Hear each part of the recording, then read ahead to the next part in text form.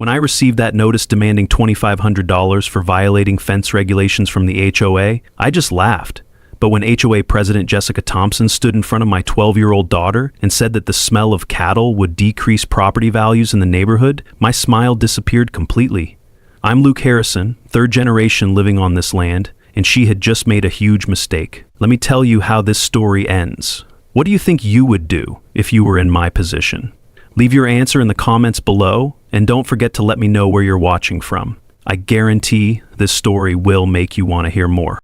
The whole mess started on a Tuesday morning in October when I was installing a new cedar fence around the 5 acres closest to our house. My daughter Emma had been begging me for months to get some goats, and after losing my wife Sarah 2 years ago in that car accident, I figured giving Emma something to care for might help us both heal. I could still picture Sarah walking these same hills with me on summer evenings, her hand in mine as we watched the sunset paint the sky over the land my grandfather had worked with his own hands. Those memories made every acre more precious, every fence post a connection to something larger than myself. I was just finishing up the corner post when I heard the deliberate click of high heels on gravel behind me. I turned around to see a woman in her late 20s approaching with the measured stride of someone conducting an inspection. She was wearing a white t-shirt with a pink heart emblazoned across the front and a knee-length floral skirt that looked expensive. Her blonde hair was perfectly styled despite the Texas heat, and she wore enough jewelry to stock a small boutique. Her eyes swept over my property with calculating precision, lingering on details like she was taking mental notes for some future confrontation. "Excuse me," she called out, pulling a clipboard from her oversized designer purse. "I'm Jessica Thompson, president of the Pine Hill Ranch Estates Homeowners Association. I need to discuss this fence situation with you immediately." I set down my post hole digger and walked over. "Ma'am, I'm Luke Harrison." I kept my voice level and respectful, the way my father taught me to address all neighbors, even the ones who showed up looking for trouble.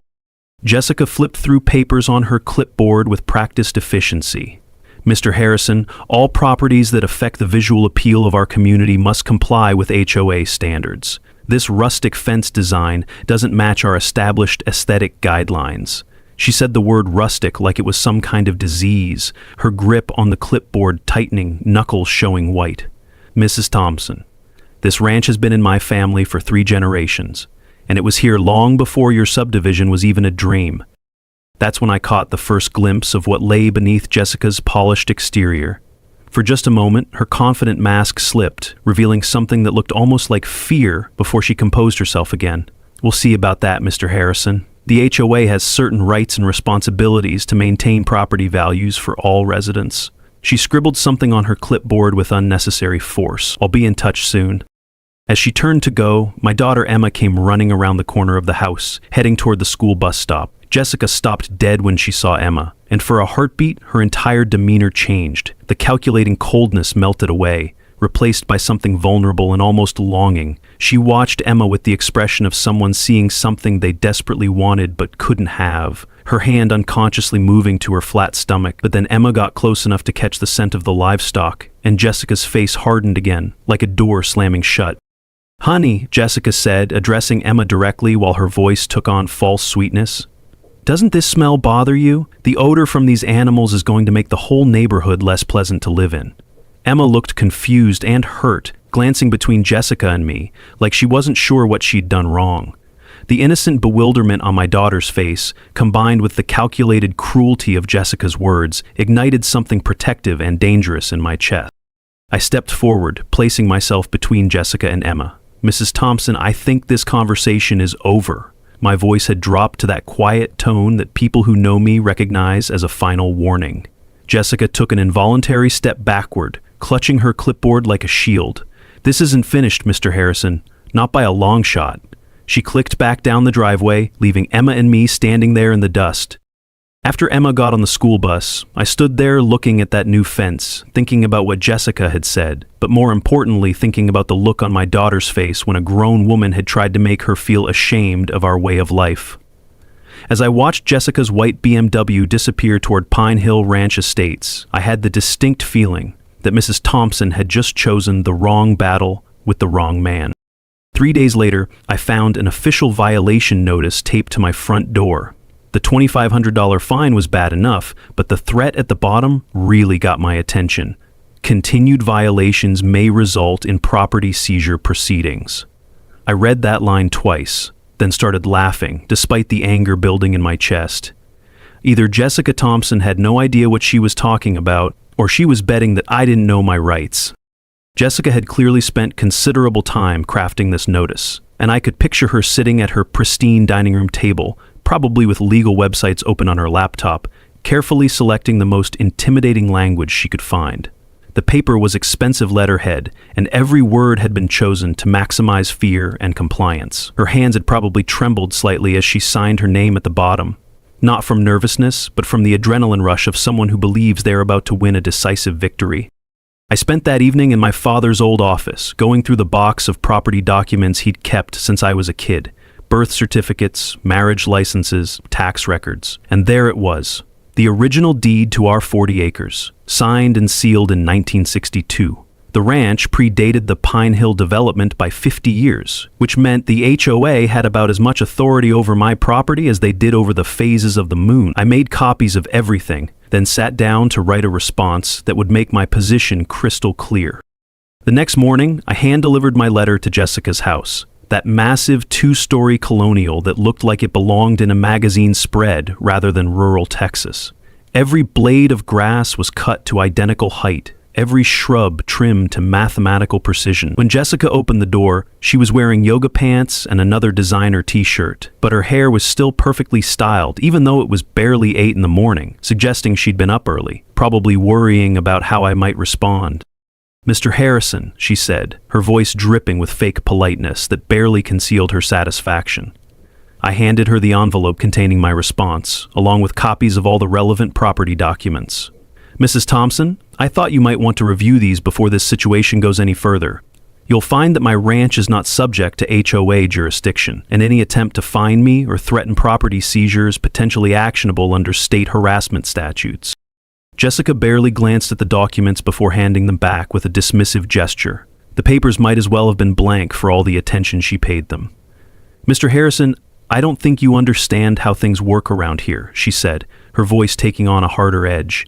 "My husband Brian has connections throughout this county, and the HOA has certain rights that extend beyond simple property lines." The combination of smugness and desperation in her voice told me everything I needed to know about how she'd been handling other disputes.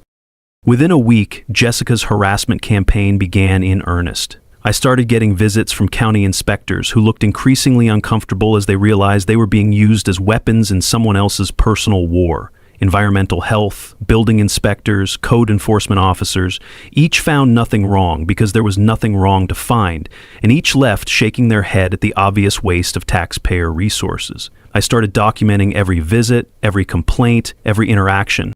The breaking point came when I got home from work to find Emma crying in the kitchen.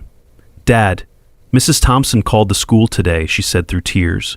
"She told them I might be living in unsanitary conditions because of the animals, and they had to ask me all these questions about our house and whether I felt safe here. My 12-year-old daughter shouldn't have to deal with adult political games, but Jessica had deliberately dragged her into this mess, using a child as a weapon in her war against our family." That evening, I called my neighbor Helen McCarthy, who had lived next to our ranch for 20 years. What she told me confirmed my worst suspicions. "Luke, Jessica's been going door to door with a petition, trying to get people to sign complaints against you," Helen said in a whisper. "She's telling folks that your cattle are going to bring down everyone's property values. Most people aren't buying it, but she's gotten a few signatures from newer residents who don't know any better. Between you and me, half the HOA board thinks she's gone too far, but they're scared to cross her." The next morning brought another escalation. I found a notice from the county planning office informing me that a petition had been filed to rezone my property from agricultural to residential only. The hearing was scheduled for the following month, and if it passed, I wouldn't just lose the right to farm my own land. I'd lose the agricultural tax exemption that made it financially possible to keep 40 acres. That's when I realized this wasn't just about a fence or property values. Jessica and her husband were trying to force me out entirely, probably so Brian's development company could snap up the land at a distressed price. I sat in my truck for a long time that morning, looking out over the pasture where 3 generations of my family had worked this land. The anger that had been building since Jessica first showed up at my fence post finally crystallized into something harder and more dangerous: determination. If Jessica Thompson thought she could destroy my family's legacy with legal tricks and bureaucratic manipulation, she was about to learn exactly what happened when you backed a Harrison into a corner and threatened everything he held dear. The county planning office was buzzing with activity when I walked in that Monday morning, armed with a briefcase full of documents and a determination that had been building for weeks. I'd taken the day off from my landscape design business to research exactly what Jessica and her husband were trying to pull. What I found made my blood boil, but it also gave me hope. They weren't the first developers to try this trick, which meant there were legal precedents I could use to fight back. Pete Rodriguez, the county commissioner handling zoning issues, looked uncomfortable when I sat down across from his desk. Pete had known my family for years, and I could tell he didn't like being caught in the middle of this mess. Luke, I have to tell you, the petition to rezone your property has some heavyweight backing. Brian Thompson's development company has submitted a comprehensive plan for the entire area, and they're claiming it's in the public interest. He slid a folder across the desk, and I felt my jaw clench as I flipped through the pages. The development plan was slick and professional, complete with artist renderings of luxury homes and manicured parks. But buried in the fine print was the real story. Brian's company had already purchased options on 3 other properties surrounding my ranch, contingent on the rezoning approval. If they got my land classified as residential only, I'd be forced to sell because I couldn't afford to keep 40 acres without the agricultural tax exemption. It was a classic squeeze play, and they'd probably used it before. "Pete, let me ask you something," I said, closing the folder and looking him straight in the eye. "How many other family farms has Thompson Development acquired using this exact same strategy?" Pete's face told me everything I needed to know before he even opened his mouth. "Luke, I can't discuss ongoing investigations, but let's just say you're not the first person to raise concerns about their business practices." That was all the confirmation I needed. I spent the next 2 weeks preparing for the public hearing like my life depended on it, because in many ways it did. I dug up historical documents dating back to the 1940s, showing continuous agricultural use of the land. I researched property law and zoning regulations until I could quote chapter and verse. Most importantly, I reached out to other ranchers and farmers in the county who'd been through similar battles. What I learned was that bullies like the Thompsons usually back down when faced with organized resistance. The hearing was held in the county courthouse on a Thursday evening, and Jessica arrived with an entourage that looked like they were headed to a corporate board meeting rather than a public forum. She'd hired a law firm from Dallas, and their lead attorney was a sharp-dressed woman who probably charged more per hour than most people made in a week. Brian Thompson sat in the front row, checking his phone and looking bored, like this was just another business transaction to him. When it was Jessica's turn to present her case, she stood up and delivered a polished speech about property values, community standards, and the greater good.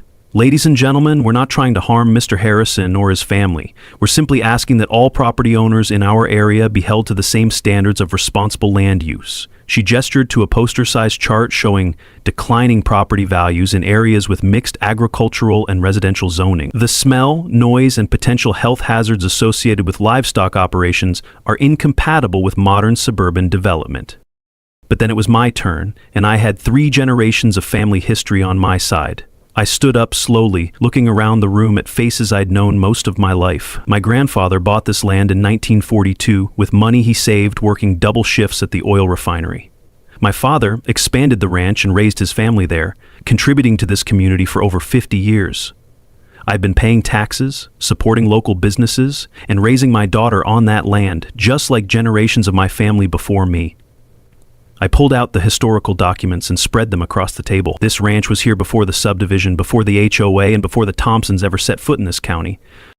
The room was silent as I continued. What we're really talking about here isn't zoning or property values. It's about a development company that's trying to force out longtime residents so they can maximize their profits. I turned to look directly at Brian Thompson, who finally looked up from his phone. Mr. Thompson's company has used this exact same strategy in 3 other locations, acquiring family farms at below market prices after forcing them into financial distress through bogus zoning challenges. That's when Jessica made her first mistake. Instead of letting her lawyer handle the response, she jumped to her feet, her face flushed with anger. "That's completely false. We're trying to create a beautiful, cohesive community that benefits everyone." But her voice had risen to nearly a shout, and several people in the audience shifted uncomfortably. Mr. Harrison is being selfish and stubborn, refusing to adapt to changing times." The county commissioners looked at each other, then back at the crowd. Commissioner Sarah Walsh spoke first. "Given the complexity of this issue and the conflicting information presented tonight, we're going to postpone our decision for 30 days to allow for additional review." It wasn't the victory I'd hoped for, but it wasn't a defeat either. As people filed out of the courthouse, I noticed several Pine Hill residents approaching me with apologetic expression. "Mr. Harrison," said an older man I recognized from the neighborhood, "I signed that petition because Jessica told us you were planning to expand into commercial farming. I had no idea this was about forcing you to sell your family land." 3 other residents nodded in agreement, and I realized that Jessica's support was starting to crumble. People don't like being lied to, even when the lies sound reasonable at first. As I packed up my documents, I caught sight of Jessica standing alone by her car, crying. Brian was already driving away, apparently having left her to clean up the mess by herself.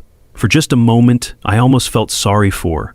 But then I remembered my daughter's tears and the fear in her voice when she asked if we were going to lose our home. Some lines, once crossed, can't be uncrossed. That night, I sat in my father's old office until nearly 3 in the morning, surrounded by law books I'd borrowed from the county library and legal documents spread across every available surface. Emma had gone to bed hours earlier, but sleep was the last thing on my mind. I'd spent years designing landscapes and understanding how land use regulations worked, but this was different. This was war, and I needed to find a weapon that would end the fight once and for all. The breakthrough came when I was digging through a box of old survey maps and mineral rights documents that my grandfather had filed away decades ago. Buried at the bottom was a faded piece of paper dated 1943, establishing livestock easement rights through what was now the Pine Hill Ranch Estates development. In simple terms, it meant that cattle had the legal right to pass through that area, regardless of what had been built there since. The easement had never been challenged or revoked, which meant it was still valid. I leaned back in my chair and started laughing, probably loud enough to wake Emma if she wasn't such a sound sleeper. Jessica Thompson and her husband had no idea what they'd gotten themselves into. They wanted to play legal hardball with a man whose family had been working this land since before their subdivision was even a gleam in some developer's eye. Well, they were about to learn that sometimes the old ways are the best ways. The next morning, I called Jake Martinez, an agricultural lawyer who specialized in land use issues. Jake had helped several ranchers in the county fight off similar development pressures, and his reputation for creative legal solutions was legendary. When I explained the situation and showed him the easement document, his grin was almost as wide as mine. "Luke, this is exactly what we need. If we can demonstrate continuous agricultural use and establish the historical precedent, we can not only protect your ranch, but potentially expand the agricultural zoning to include the easement area." While Jake worked on the legal strategy, I started reaching out to other ranchers in the county. The agricultural community in Texas is tight-knit, and word travels fast when one of their own is under attack. Within a week, I had commitments from 5 different ranchers to loan me cattle for what we started calling the Educational Grazing Project. The plan was simple: demonstrate that the land had always been used for livestock passage, and that modern development shouldn't supersede historical agricultural rights. Emma was excited about the prospect of having more cattle on the property, but she was also worried about the ongoing conflict with the HOA. "Dad, what if Mrs. Thompson gets really mad when the cows show up?" she asked one evening while we were feeding her goats. I knelt down beside her, watching the goats nuzzle her hands in search of treats. "Em, sometimes adults make bad choices when they're scared or angry, but that doesn't mean we should stop doing what's right." She nodded solemnly, then brightened up. "Can I help take care of the cattle when they get here?" The cattle arrived on a Tuesday morning in early November, 30 head of mixed-breed cows and steers that looked perfectly at home, grazing in the pasture adjacent to Pine Hill Ranch Estates. I made sure they stayed well within the property boundaries, but the sight of livestock so close to the manicured lawns and designer mailboxes was clearly visible from the subdivision.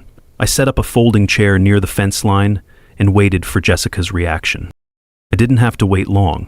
Within 2 hours, I could see her white BMW racing down the development's main street, and 10 minutes later she was marching across my property like she owned it. "What is the meaning of this?" she demanded, gesturing wildly at the cattle.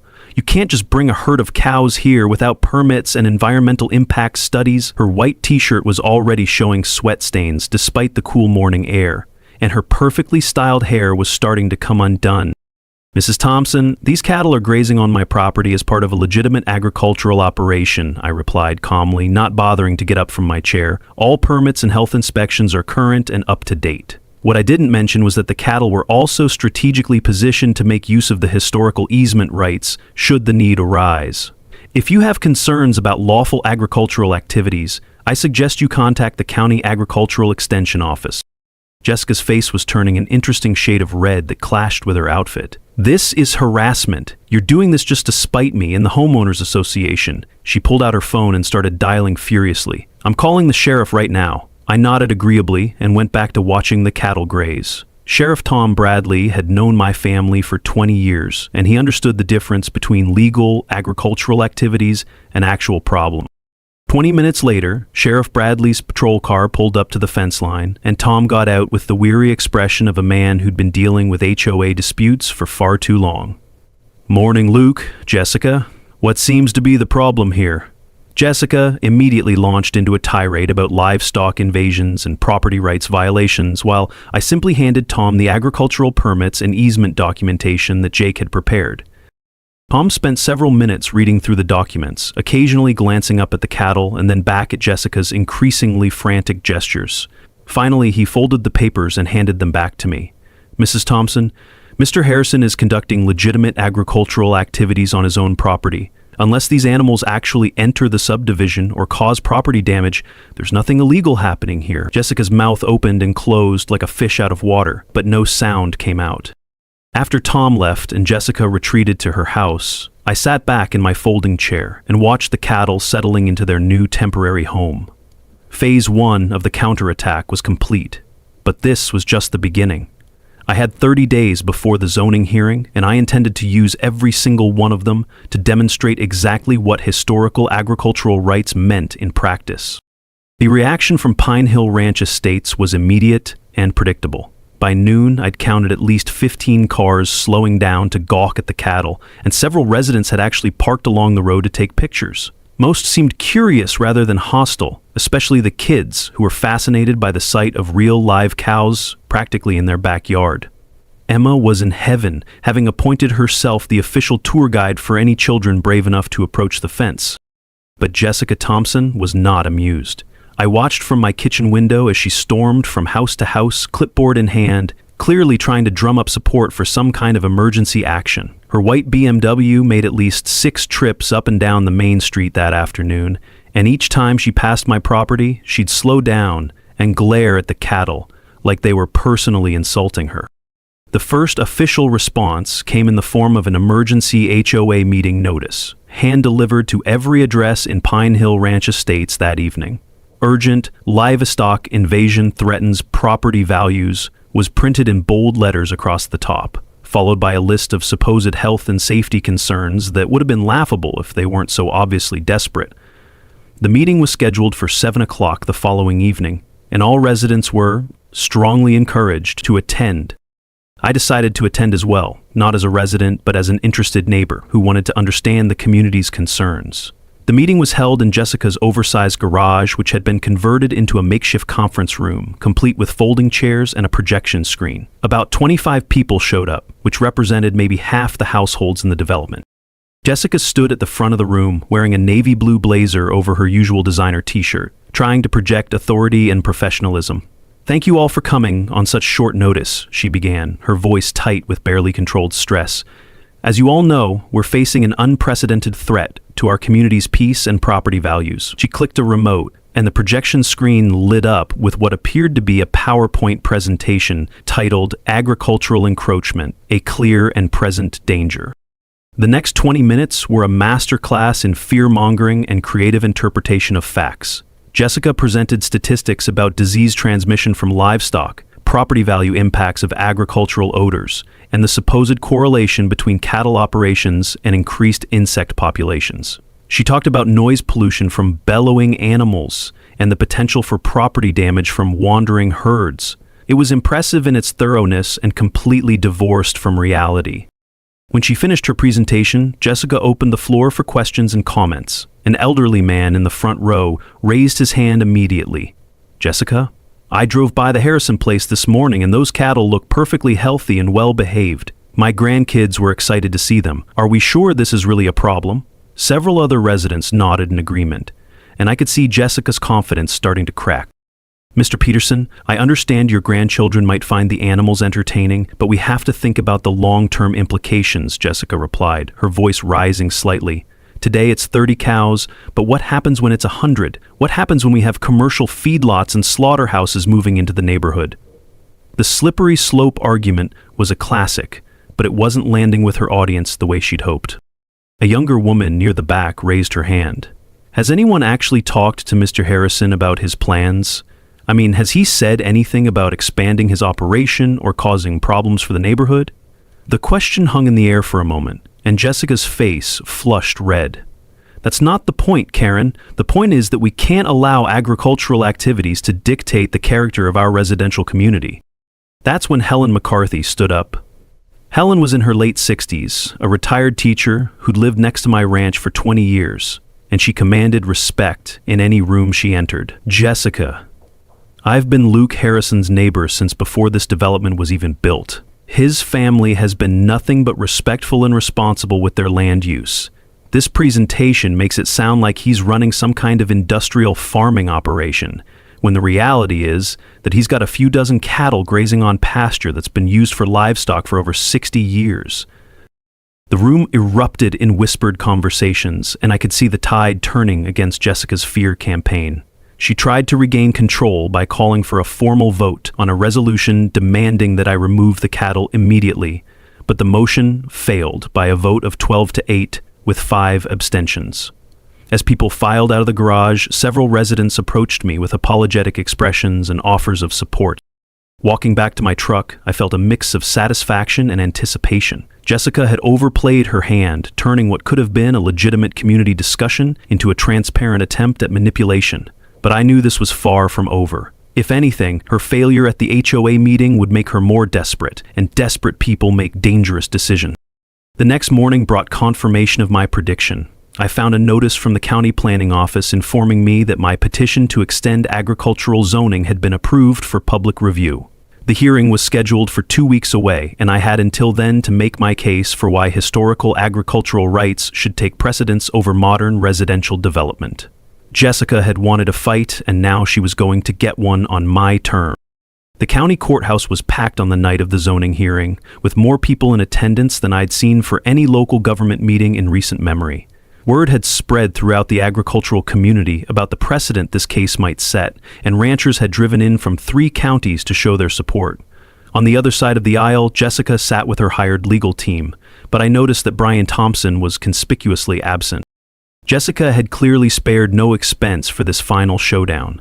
Her lead attorney was a sharp-dressed woman from Dallas who specialized in land use law, and they'd brought a stack of binders thick enough to choke a horse. When it was their turn to present, the lawyers stood up and delivered a polished argument about modern zoning principles, public health concerns, and the need for orderly development in rapidly growing communities. "Commissioners, we're not here to attack Mr. Harrison or his family's historical connection to this land," the attorney said, her voice smooth and professional. "However, times have changed, and so have the needs of our community. Mixing intensive agricultural operations with residential neighborhoods creates conflicts that are simply unavoidable in the 21st century." He gestured to a series of charts and graphs that supposedly demonstrated the negative impacts of agricultural zoning on property values and quality of life. But then Jessica made the same mistake she'd made at the previous hearing. Instead of letting her lawyer handle the presentation, she insisted on speaking for herself. She stood up wearing another designer outfit, this one a navy suit that probably cost more than most people's monthly mortgage payment, and launched into an emotional appeal that quickly turned into something else entirely. "Commissioners, I came to this community 3 years ago with a vision of creating something special," Jessica began, her voice trembling slightly. "A place where families could raise their children in safety and beauty, where property values would be protected, and where everyone could take pride in their neighborhood. So far, so good, but I could see the cracks beginning to show in her composure. But Mr. Harrison refuses to be part of that vision," she continued, her voice rising. "He's selfish and stubborn, clinging to outdated ways of life that have no place in a modern community.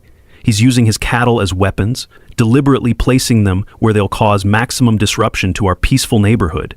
The mask was slipping, and the real Jessica Thompson was starting to emerge.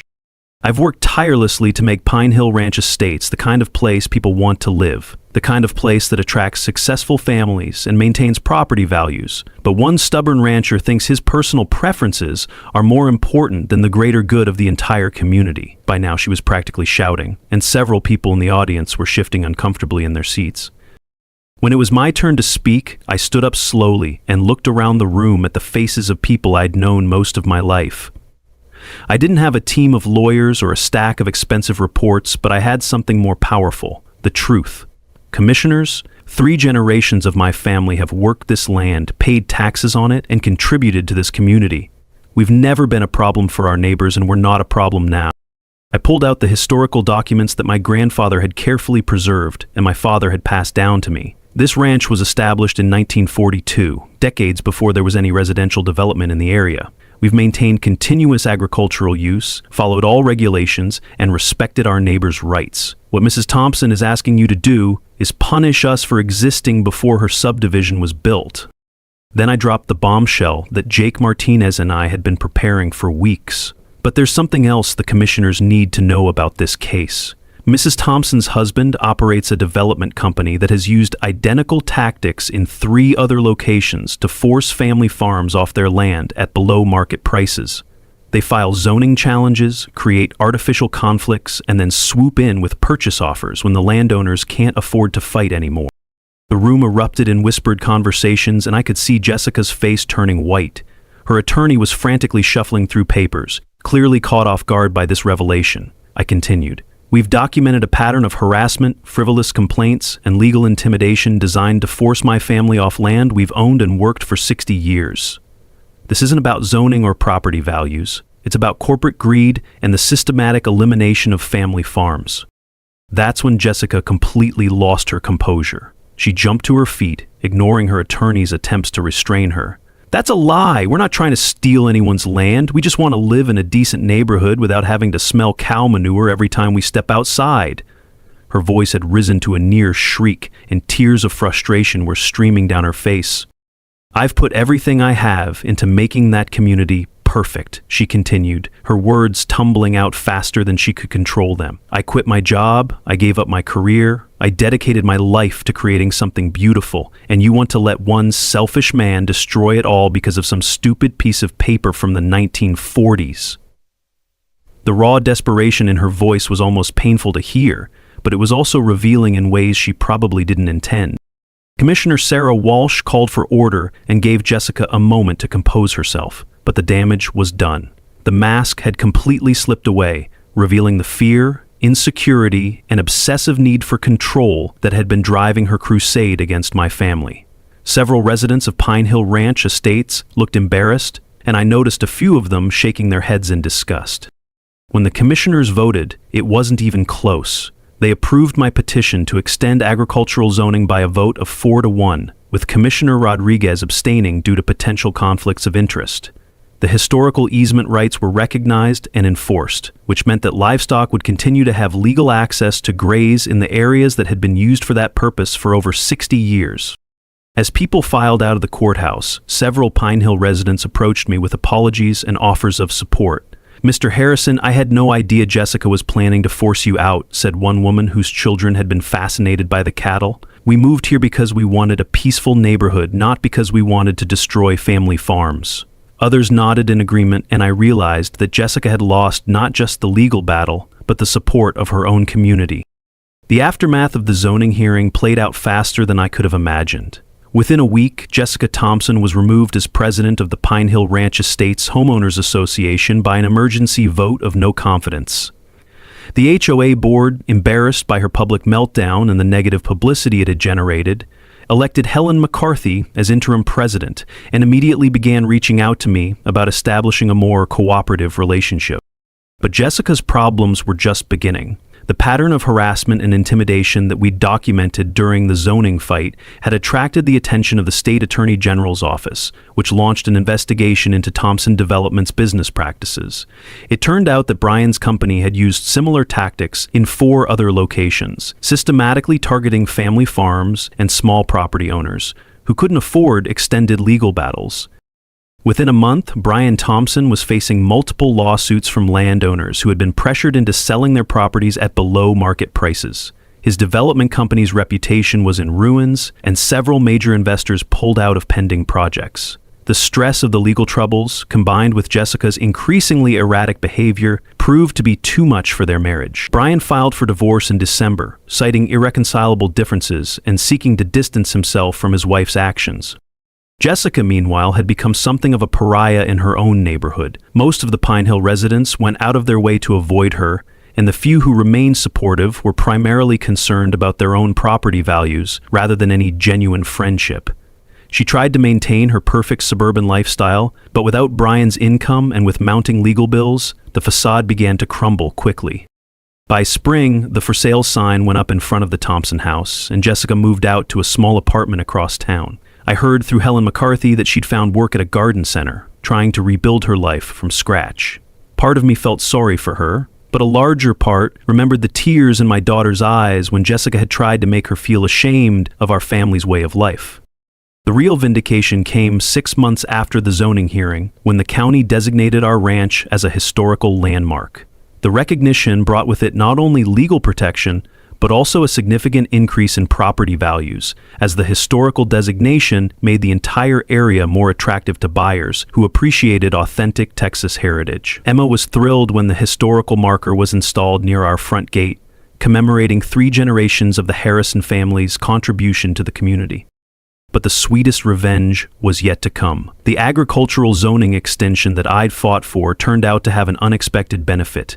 It made the entire area eligible for agritourism activities. With Helen McCarthy's enthusiastic support, I started offering monthly cattle drives through the public easement areas, including portions of what had once been Jessica's perfect subdivision.